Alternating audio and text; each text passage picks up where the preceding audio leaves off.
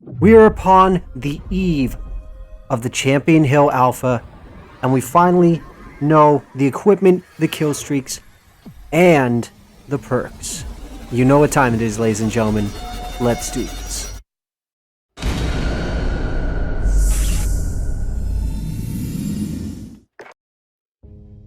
So how is it going? Dank Division, Dank Dan here, and as you can see in the background, man, does this map absolutely look as beautiful as we remember it. For those of you who didn't play the original Black Ops 1 and had the DLC packs, this is Driving.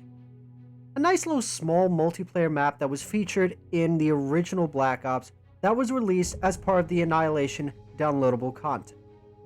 It just became available today, and this map is very similar to Nuketown because, well, it's small, it's compact, has some good sniper positions, but definitely has some good alleyways that will favor the ARs and the LMGs rather than just using SMGs and shotguns.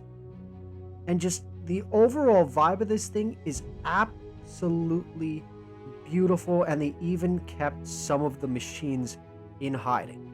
But that's not why you're here. You read the title, and you want to know what exactly we are going to be seeing in regards to Vanguard. So, we have it that this coming weekend is the Alpha, which will be exclusive to the PlayStation. And while I can't play it myself, I have no problem giving you guys all the pointers and help that I can to get you prepped. So, we found out today all of the stuff that we'll be seeing. So first off, it's worth noting that Sledgehammer's game has not provided details on the exact weapons we are going to be seeing for the Alpha. They do, however, say that there are going to be 10 upgrades for each weapon. Each of these weapon upgrades can add one attachment, and there will be 2 weapon sets for every single thing. So that means 2 ARs, 2 LMGs, 2 shotguns, 2 pistols, etc. And just from watching the gameplay that we've seen already, I mean, you saw the MP40, you saw the STG, you saw the Becker. So odds are the guns we've already seen in the gameplay footage that we've seen are probably going to be somewhere buried in the Alpha. But you don't want to know about that. You want to know the equipment you're going to be walking in. So, among the equipment that you will be able to use, you have the MK2 frag grenade. Just your classic hookable fragmentation grenade. Hold it, make sure you throw the grenade, not the pin. Oh, you OG players, you're going to know that reference right away. You also have it that you get the NO number 2 69 nice stun grenade that slows victims' movement and aiming. Yeah, if I decided to name my stun grenade number 69, I'm pretty sure it would slow my victims' movement and aiming too. Man, that joke's not going to go well later.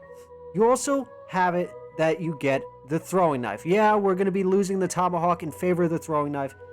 And just like in previous games, this is going to be a retrievable knife that is lethal when thrown at the body or the head. Thrown at the limbs, not so successful. We also have what's called the Gammon Bomb. Now, what is this? This is an impact grenade, meaning that it explodes on impact. It doesn't roll or do any of that cute stuff. Another thing we're going to be seeing returning is an MK5 gas grenade. When this explodes on impact with the ground, it releases a lingering cloud of gear gas that causes slowed movement, blurred vision, and of course, coughing. Then, this one's a classic. The S-Mine 44 proximity triggered explosive. Come on, you know how it goes. Take one step in the wrong direction, poof, goodbye. So that's at least the equipment we're going to be seeing. Now, why don't we talk about the perks, which are pretty much the cornerstone of the Call of Duty franchise. So you guys are going to be happy to know that there are 6, count them, 6 perks right off the bat. The first one is Ghost. Now, everyone's immediately going, oh, fuck me, Vanguard's going to have Ghost. Let's face it, Ghost has been around for a long time. I don't see it going anywhere. However, the description is a little bit different. Undetectable while moving by spy planes, enemy intel, and field mics. Yeah, that's right, field mics. Now the question being, how much movement is enough movement for it to trigger? Because if that's the case, I'm just gonna run around in circles in a building, or I'm just gonna crouch and gradually move an inch per second. Just slowly, so that I can keep... I'm hoping that's not the case. You also have it that the next perk is Survival Training. This maximizes your resistance to stun effects and makes you immune to gas grenades. In other words, it is almost, if not completely, identical to a pre-existing perk that we all know and love called Tactical Mask, which is already in Black Ops Cold War and is gone by other names. You have High Alert. Now, we've all seen this perk, we all love this perk. This pretty much has it that your vision pulses when enemies outside of your view see you, and will give you an idea of where they're gonna be. This thing can come in pretty damn clutch, especially when you have it that you were trying to run and gun and not get your head blown off. The next one is another returning perk, Track. How this works is that enemies leave behind a foot trail that you can pretty much follow. You'll be able to see the markers at enemy death locations, and you will be able to hide the death markers of enemies you kill. In other words, same as always. Next one, boy oh boy, does this one actually sound entertaining. Demolition. You spawn with an extra lethal on spawn, and thrown lethals display an indicator showing the path of the lethal. So now you won't have to worry about blind throwing it and going, oh, if I aim it just like this. No, you'll actually be able to see the arc and the direction that the lethal is going to go, so that you have an easier time prepping.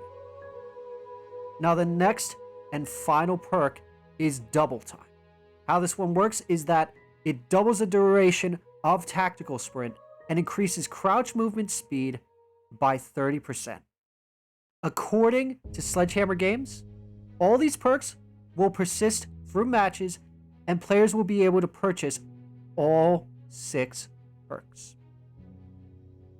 Now, we all know there's one thing that is known for turning the tide of battle, especially in a COD match, and that is the streaks. And trust me, Sledgehammer Games is not holding back this time. Now you have your classics.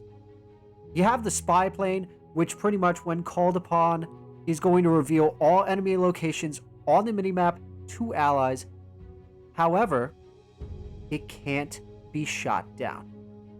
And it gets better. This automatically, for this mode in particular, activates in the next match.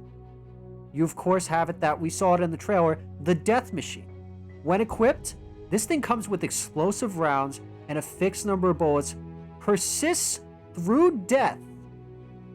That was the biggest complaint about the Death Machine in Cold War and any other game, is that it's going to persist through death until the ammo is depleted.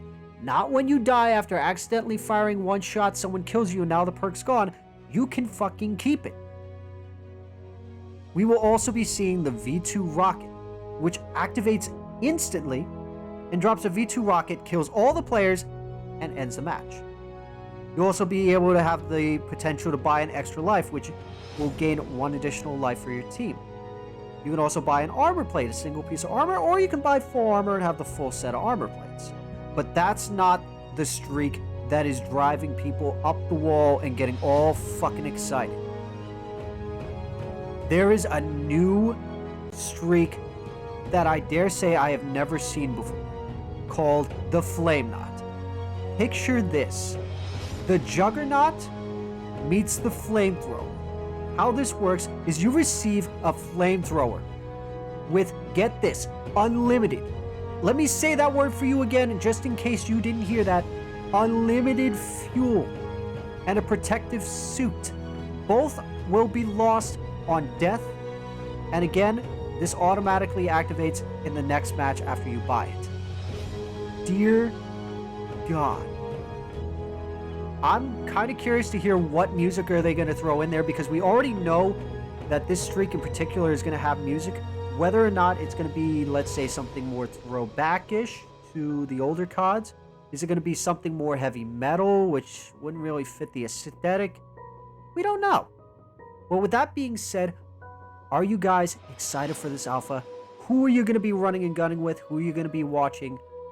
What is the first World War II weapon you want to use on that battlefield? So if you guys enjoyed watching this quick video, leave a comment down below, as I said before, on what you enjoyed. Don't forget to subscribe to the channel. And with that being said, you guys all remember, you guys are the meta, and I'm Dank Dan, signing off. Get them to hit that subscribe button, Dank. It's the only way we can figure out the numbers. 15. What do the numbers mean, Dank? We're wasting valuable time.